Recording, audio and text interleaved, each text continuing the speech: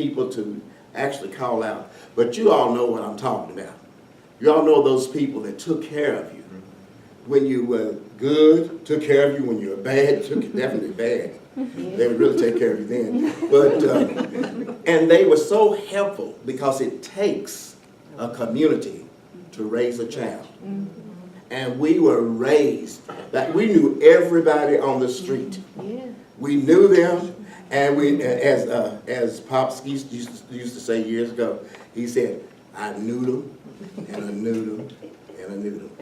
He would say different things like that when you was talking to him, because he knew. And everybody knew the children. So it was a wonderful, wonderful experience on something like that. Now, let me see if you cannot end anything without saying what the churches did, and then I'm going to talk about 2nd Street. I got some things to tell you about 2nd Street. The churches, St. James AME Church, 2nd Street Christian Church, First Baptist Church, Church of God of America. These were home places. These were home places for in town. Everybody, and the thing of it is, whatever went on in every church, everybody was there. Because it was a big family thing, and it was an important thing to go to church. You never wanted to miss church because of the activities and things that went on in the churches.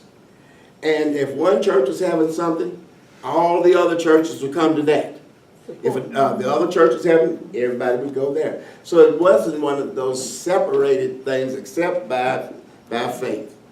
Other than that, we all served the same God. And that was the importance of that. And those churches were located in that vicinity. I can remember, and she probably wouldn't want me to tell you this, but I can remember, well, no, I can't remember. I take it lie back. I can't remember it. But Martha Clark and her sister pushed me in a buggy when I was little. And so they took care of me in a buggy, a stroller as they call them, you know, what we used to call them buggies. It was buggy. And pushed. Put the right on the bottom. Yes. And see, she remembers. And here I am, at the age I am, and at the age she is. You know, you probably say, oh, I thought y'all was about the same age. No, I'm not. But anyway, and it was very, very important because it did take a community to raise a child, like the Indians used to say it themselves. Then now I will go to 2nd Street itself. 2nd Street was at its ending when I was growing up. But there was still excitement up on 2nd Street. Now, I do remember the barbershops, some. I do remember some of the restaurants that were there. I do remember the speakeasies that were located nearby. I do remember some bootlegging. I do remember that alley that used to be, 2nd Street was here, there was an alley, and then there was Constitution Square and all that stuff. And they would always tell you, don't cut through that alley. Right. Don't. And so, you know, and you never tell children don't. You don't tell children don't. Because don't means it must be something they don't want you to see. And so anyway, what happens is that you would defy what your parents told you to do, and you go back and you would see things. And now I'm not going to elaborate what you saw, but it was very, very funny. You say, oh, and you say, did you see that? Yeah, oh, you know, you go on and on and on, and I'm not going to tell you what we saw because it's a child shouldn't see certain things. This is going on YouTube, so we'll just... Somebody that I may even mention might say, Bob, you ought to be sure you don't talk like that too. But I can't help it because I love Danville, and I loved being raised up in Danville. Now, I don't remember this, but I remember people talk about the Grand McDowell House and how grand it was.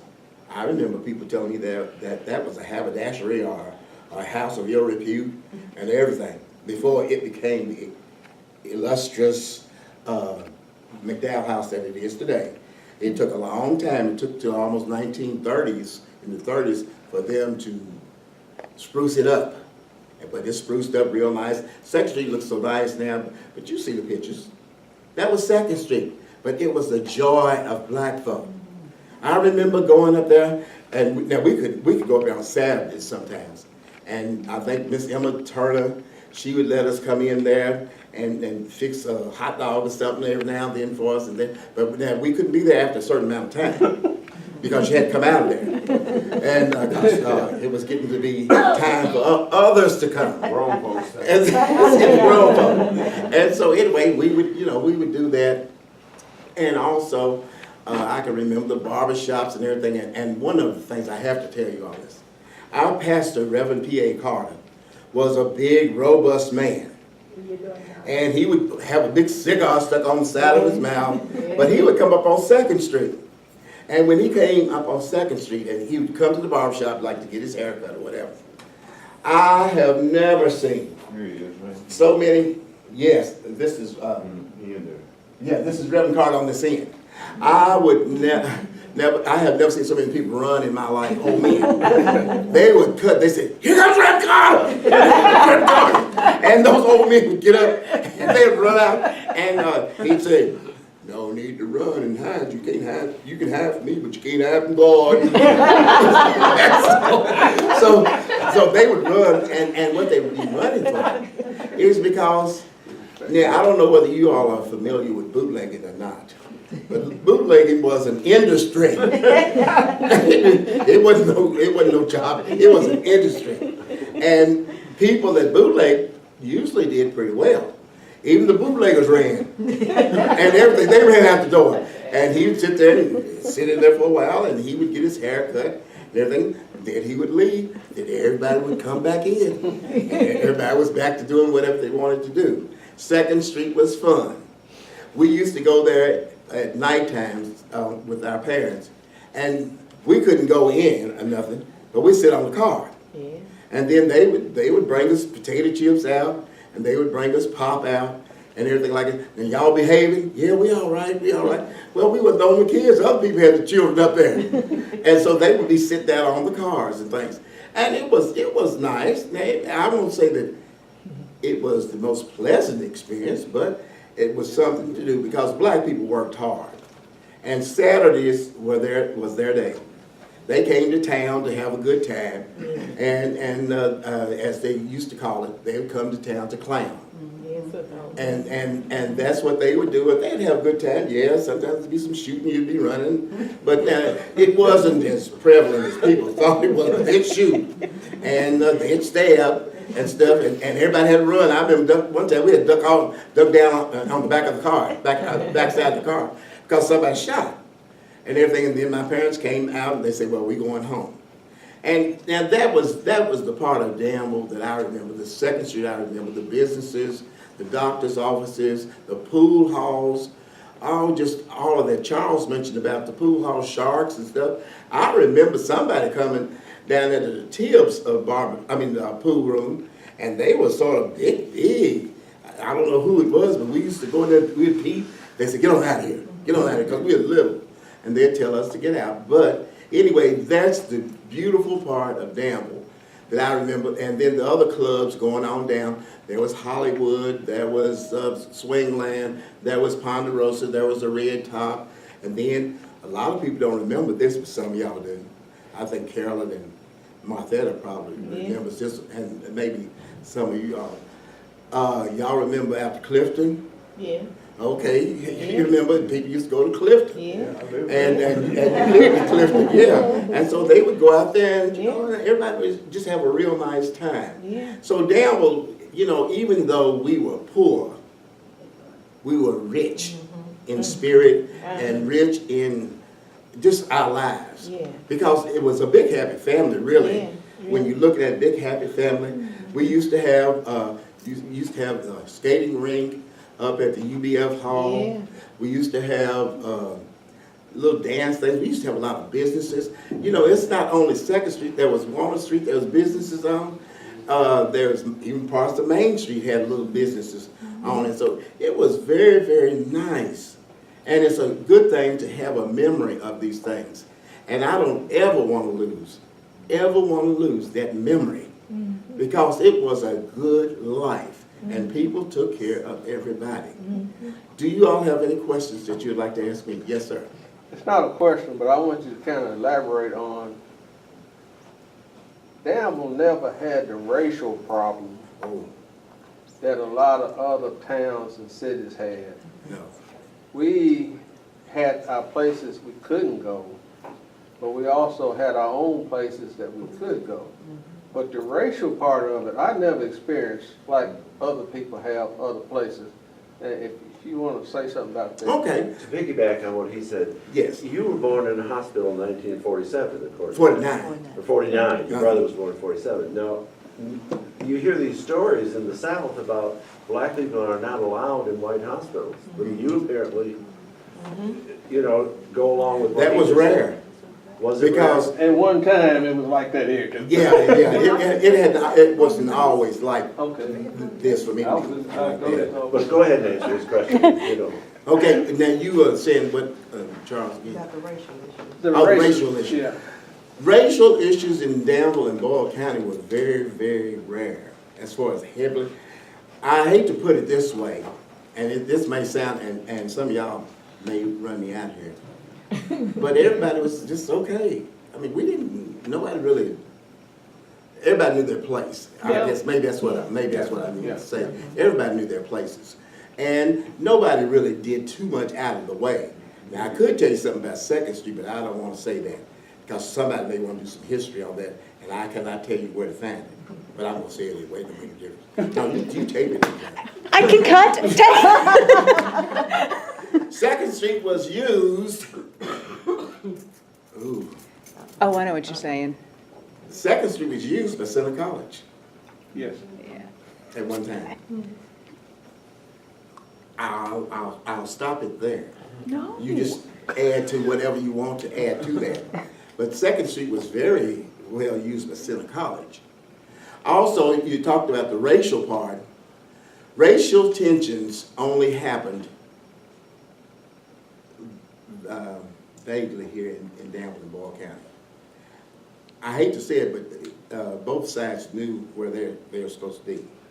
And so you didn't have too much of that, except for we could not go in any restaurants and sit down. We knew that. But we could stand, and they would wait on us when they wanted to wait on us. You might stand there for the longest time, but you would not be served until every white person was served in that restaurant. Then they'd come and ask you, what do you want? Hamburger. And they said, anything else? Fries. And everything. Then they say, well, just stand over and wait. And so you'd have to stand there and you wait. But you knew this. You knew this. And then you'd go to the movies. And there were 3 movie theaters, I think, here at one time. And it was the Stout Theater. State, okay, State Theater. It was Kentucky Theater. And then what was that place? Town Theater. Okay, now Town Theater, you just didn't go there at all. You just left that one alone. I don't know why. You knew that you were not supposed to go there.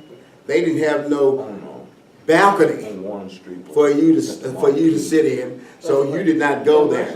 And we would go to the Kentucky Theater. It was the Kentucky. We'd go to Kentucky Theater, and we'd have to sit in the balcony. Now, a lot of people did not know this, but the foods and things that we received were old popcorn, old candy. The only thing that was sort of fresh, I guess it was fresh, I don't know, but the pop tastes pretty good. And it could have been stale too, I don't know. But we never did get that. And the luxury of the balcony was like going to an outdoor toilet. It was awful. It was awful, and it's no use to be lying about this too. Sometimes we weren't very nice in the balcony. And so what we would do, we would bombard downstairs so people could hit upside the head and everything like this. Then the man would come up with a flashlight. What y'all doing up here? What y'all doing up here? I said, nothing, watching the movie. And so I said, somebody's getting hit downstairs. They are. We didn't know that. We didn't know anything about it. Well, y'all better stop it. We're going to put y'all out of the movie. Okay. And he would go, and then when he was going downstairs, somebody would bomb the stairs. somebody would end up bombing the stairs. But anyway, I just wanted to tell you some of those things. And then as far as, like Charles said, racial, when something, now I'm going to give you this too. There was a time when the Klan, I think the Klan was supposed to come to Danville. And so everybody was getting sort of upset, both white and black, because we didn't have that type of situation where the Klan had to come in here. You know, we were cordial enough to each other and we could live with each other in this community. But the Klan was coming. So there was a meeting that was called down to City Hall, and black and whites went together. And we said no. You heard me say we, black and white, said not in Danville, Kentucky. You're not going to bring that mess here. And we let them know that we did not approve of them coming. So I think they came on the outskirts and maybe had a little march or something wherever it was. But we, as a city, a group of people who loved each other well enough to where we didn't want that mess to come to Danville, Kentucky. And it did not come. Even with integration. Integration was not bad here in Danville, Kentucky. We left Bates School in 1964, in June of 1964. In August of 1965, 64, we were at Danville High School. Some went even earlier than that to Danville High School. And it was okay. I mean, you're going to have little differences, but it was nothing to be notarized in the newspaper.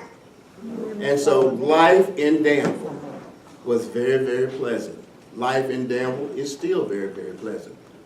I could have lived a lot of other places, but I wanted to be home for a lot of different reasons. But Danville has been my home. I would not live anyplace else. I just feel like a part of the community. And I feel very fortunate that somebody still wants to hear it. Because a lot of times, I know I talk a whole lot, and I know I make people sick and tired. There he goes, everything. But you know what? God has been good to me. He's watched over me. I've been through a whole lot of things, and I'm not going through all that part with you. But I just know that this is my home, and I will die here when my time comes. Thank you very much.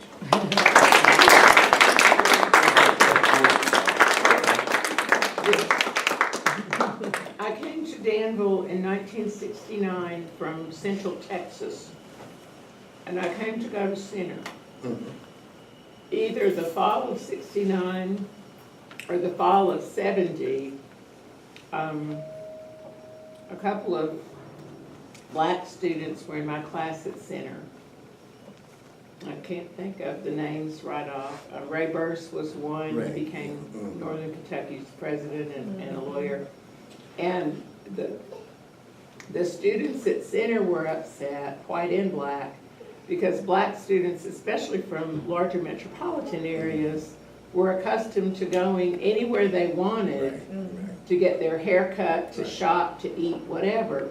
And they could only go to black barbers, and it had to do with the state law that black barbers could not, I guess white barbers could not do black barbers' hair or black people's hair.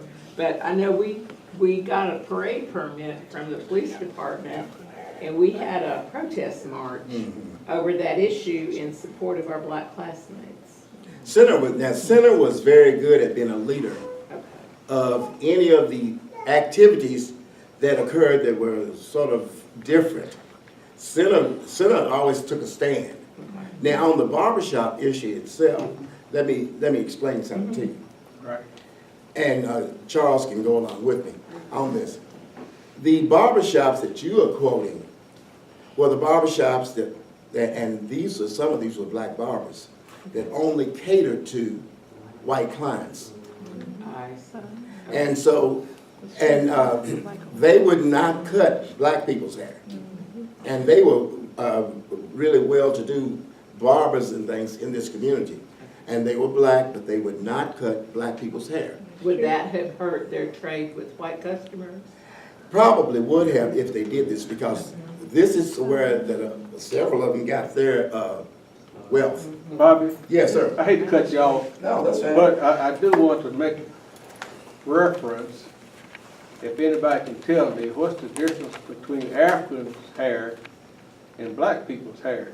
Right. Because they did cut Africans' hair Africans there, yeah, up there because they Yes. went to Center College. because they went to Southern College. Yeah. Oh. Mhm.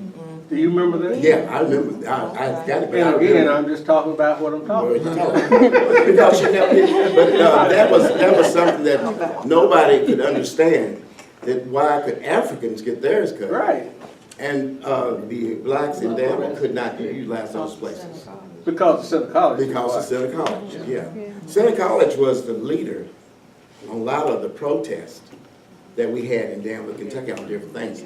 Thank God for Center College on a lot of things.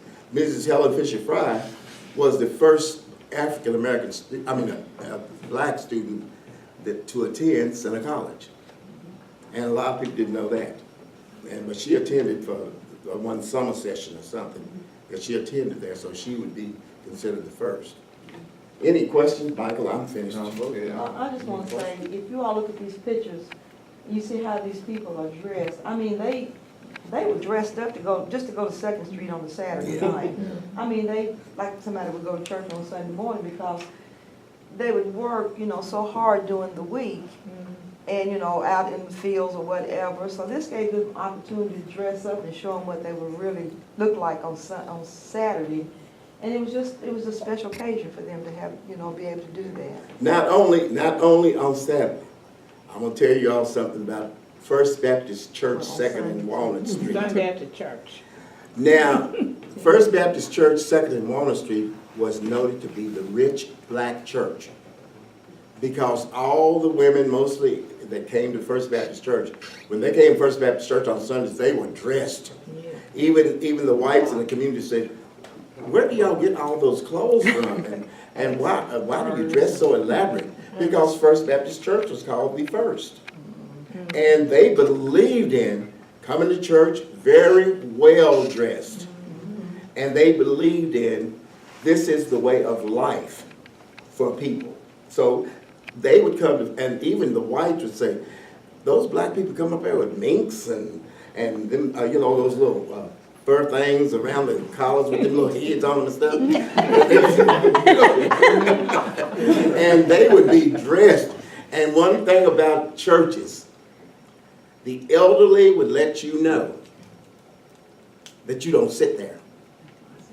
They would tell you if you were sitting there in church and the elderly come in with their little raccoons or whatever's on and stuff, and they would come in well dressed and they'd say, "Get up."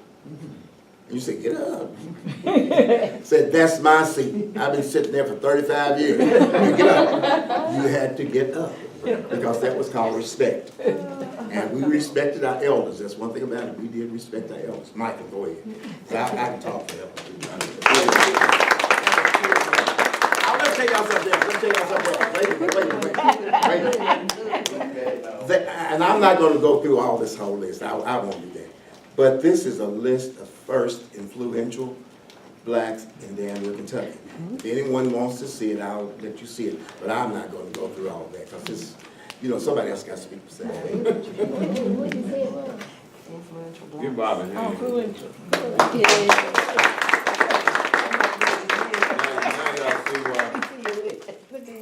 Now y'all see why I've been after him for about 2 years, try to get him back involved with what we're doing, because he's always just joy. I want to, back 5 years ago in 2008, when I was speaking at a class thing, and I asked Bobby how long him and Doris been together. I think it was like 44 years in. She said close to 50 now. So I said, anybody else? I can't think nobody else has been got along other than Adam and Eve, so I call him So I nicknamed him Adam and Eve, so, you know. Well, a couple things before we get out of here, folks. Talking about, one thing Bobby mentioned, talking about how your parents, neighborhoods took care of each other. If you did something bad down on one end of the street, and you lived on a couple blocks away, you can best believe the time you got home, they knew about it. And I wondered how that worked. The social media, they had their own social media type thing, you know, how they would do that, you know. And I want to talk about how you respected your parents. Yes, You know, yes. you had ultimate respect for your parents. You thought, and whenever you thought you knew a little bit more than they did, they would fool you. And I just want to tell you one incident. I used to think I was slick. My mom would tell me, say, Michael, when you get out of school in the evening, you come on home. She worked she got off at 7 o'clock. She worked in the domestic home, and she worked and got off at 7 o'clock. So I knew what time she got home. So I would so I'd slip over to the unemployment office with Albert Hawkins and them and play football every evening, you know, and get home right before Mama got home, you know. Well, one Monday, I go get out of school, and I go on over to Albert Hawkins, play football, come in about 5:30. Mama's in there ironing clothes, you know. So I stop in the door. Oh, I started making excuses. Mama, I didn't mean that. No, she said, that's all right, don't worry about it. You supposed to have been home. I said, you're gonna get a whooping. I said, oh Lord, you know. So, nighttime, and we lived in a small apartment, so, you know, every night I get ready to go to bed. This is Monday. I was scared, taking clothes off, get in the bed, you know. I'm gonna get this whooping. Monday night came, I'm peeping, seeing she's gonna whoop me. Didn't happen. Tuesday, Wednesday, still hadn't got no whooping. Oh, I'm good. She done forgot about it now. You know, it's all over. Saturday, we had to go to church, get ready to go to church. We had a big tub that she drew water into, you know, go on in there and get your bath ready, get ready to go to church. Get ready for your, church. Soon as I got stripped down, she was standing over. You think you're fooling your parents, you know, and man, this tub was full of water like that. I'm telling you, the time she got through whooping me wasn't no water in the tub. I done run through the tub 4 or 5 times and get all the water. But I just thought about that when we started talking about how you respect your parents, or your parents, you always thought whenever you thought you was slick, they let you know that you ain't slick, you know. So another thing we're gonna get, I thank everybody for coming out. Once again, I want Ellen and Amy to just stand up, if y'all would, just a second, because they've been really great. We do have, I know Mary, she said that we have scanners in the library. We have purchased scanners.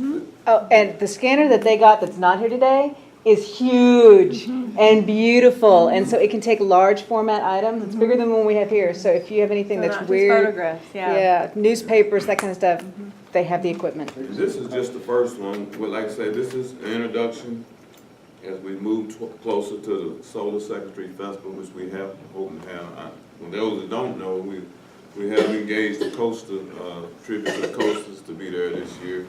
So that's going to be big, and it's a lot of things going to happen between now. And for me, personally, I thank everybody that went along on this ride.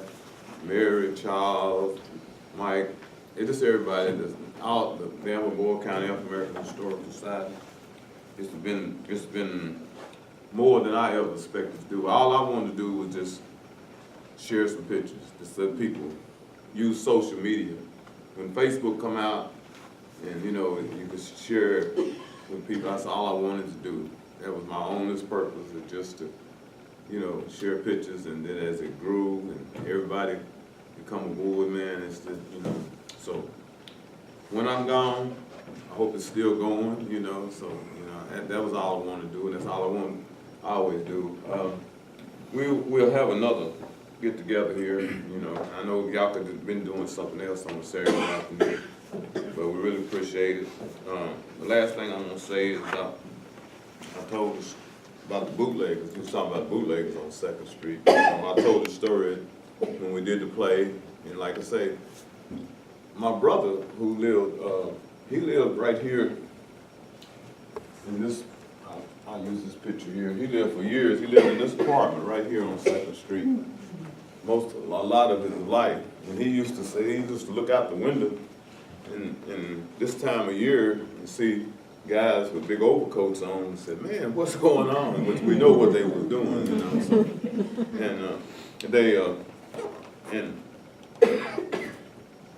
but the best story still is the one that I think this gentleman died, Bill Shelton. I think he died about a year and a half ago when he told the story about the white guy that told the story about him and his mother coming down Second Street, and they pulled to the corner and right there by the stoplight, and said his mother, being who she was just so friendly. She said she just rolled down the window. There's a bunch of guys standing on the corner. She rolls down the window like that and said, hi, how y'all doing? And so as soon as she did that, one of the bootleggers run over and took a half pint and threw it in the window. And said she just went into a panic. Said, oh Lord. Said she looked at her son and said, oh Lord, what should I do? He said, I just looked back and said, give him $2. So, anybody else got any more questions? If not, we'll get out of here. I love that story when he told me that, man, you know. So. The date of the festival? Today is 11th and 12th of August. On Friday night, on Friday evening, which is the 11th, we're gonna do a street dance in the park, picnic, street dance. What I just thought about the last couple of days is like, I'm gonna try to advertise for a reunion type thing. Families that want to come down and we have in the park. And it's also my 69th birthday, so you know, Lord willing, we're gonna have a little celebration like that. And then on Saturday, we'll start at 12, and we'll have different, but we'll have a whole lot. I haven't really put the lineup together yet, but I do know the Coasters. This guy, Charlie Brown, that's coming to tribute to the Coasters, he started way back. He was background singer on Chubby Checker's Twist, you know, so, and they have played with so many people. And then we also have, I don't know if y'all heard the Southern Sons of Memphis, Tennessee, gospel quartet, man, is really good. They're gonna be there. My group will be there, and we're just gonna add, and I think, you know, a lot of folks have been there. We just trying to have a celebration, because you know, it's all about, cause to me, this is really special. Second Street, the African American community, and I want to expand a little bit more about talking about the racial makeup. There was that, and you notice that was not that hang 'em type, you know. Well, we had to go in the back of the bun boy to get food. I remember going in the White House on the corner and had to stand. First, you couldn't even go in there. Then they said, well, you come in, but you can't sit down. You know, make your hamburger, then you got to go. Then finally, you know, as an immigration company, then everybody wants to sit down, but nobody really wanted to sit down. Everybody loved, you know, Second Street was just such. I didn't get to really live it like I wanted to. I lived Tibbs' pool room. And I've told you Tibbs' story. I'm not gonna tell that no more. But you know, Mr. Tibbs, he was somebody. He had those eyes. If y'all remember Mr. Tibbs, he had those eyes, man. That he look at you when you start shaking. If you wasn't ready, you know, because he was just, you know. I didn't get to really the Richardson pool room. I was in there a little bit, but not that. But I was in some joints, but I can remember my granddaddy pulling in front of Ella's mother's restaurant, and him going inside and getting Coney Island and come out, and boy, so many people would be on the street, you know, that you say, wow, man, this is so cool. I can't wait till I grow up. And you know, I know y'all remember Paul Turner. Some of y'all do, not a lot of you. Paul Turner told me, and I'm gonna quit.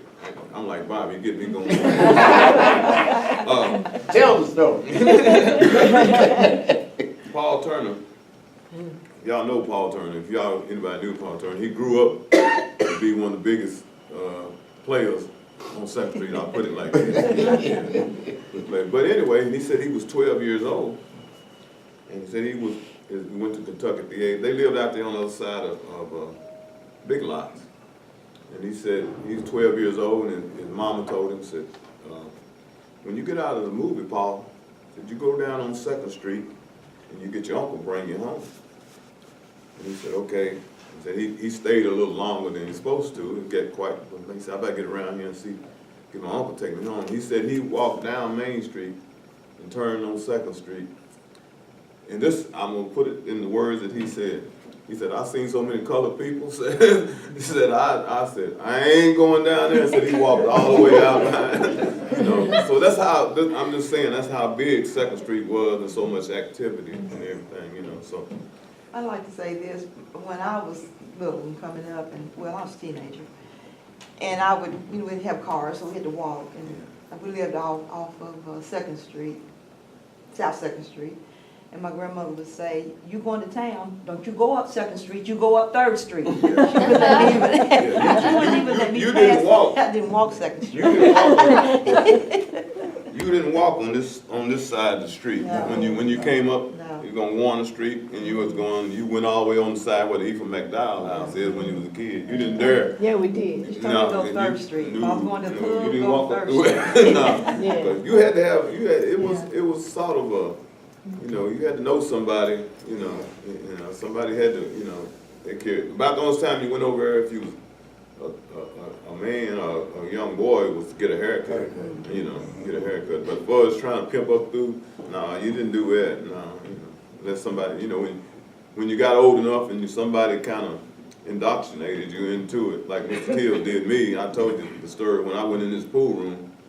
And I gotta tell you, then I'm gonna stop. No, yeah. And I went to the pool room. I wanted to go in Mr. Till's pool room so bad. I'm like, man, I want to get in here. And I look in the door, and he looked with them eyes, and I jumped back like that. So rather than go in there, out in the front of the pool room, I just walked, like I was cool, like I done been in the pool room, everybody cars, hey, how y'all doing, and so I said, one day I said, I'm just gonna go in, this kid's just gonna throw me out, so I walked up on the stoop there and kind of looked in the door. When I said, I'm gonna step in, and I stepped in the pool room, and still sitting in this big chair. He said, boy, who's your parents? And my voice was shaking. I said, Robert and Scotty Hughes is my parents, sir. He said, come on in here, boy, you my damn cousin. That's how I got in the pool room. All right, let's go home and everybody have a good weekend. And thank y'all for coming out. We're gonna have some photos you can scan if you want. Anybody have any questions? Maybe you might have some questions that comments or something. We would love to hear that. Well, I'd like to say, when we were going to school back in the 50s, there wasn't no busing. We walked rain, snow, whatever. Yeah. To school. And the school never closed its door. Yeah. And so that's what I liked about it. And you didn't have no excuse that the bus didn't run today, I stayed at home. Yeah. No, the bus was your feet. You go. I remember going home from Bates School with me and Bobby Faulkner. And he said, man, let's cut through the back of KSD, and get to down 4th Street. Worst trip we ever took. Man, we fell in ditches, because that was uncharted territory. Plus you feared those, you had a fear, so we was looking and following anything, but all in all, living in Danville, I guess growing up black has been a great adventure, and it's just been, and a whole Danville, I'm like Bobby, and there's no place I'd rather live, black and white, it's been just great, so. And to me, that's where I wanted to expand on what we do, so let's go home, y'all.